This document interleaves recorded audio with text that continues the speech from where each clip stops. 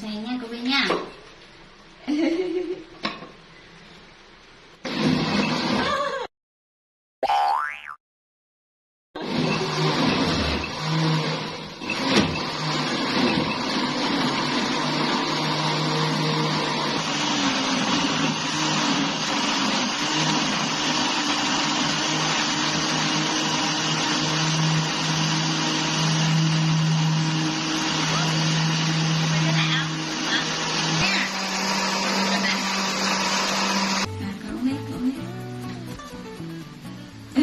Giỏi quá.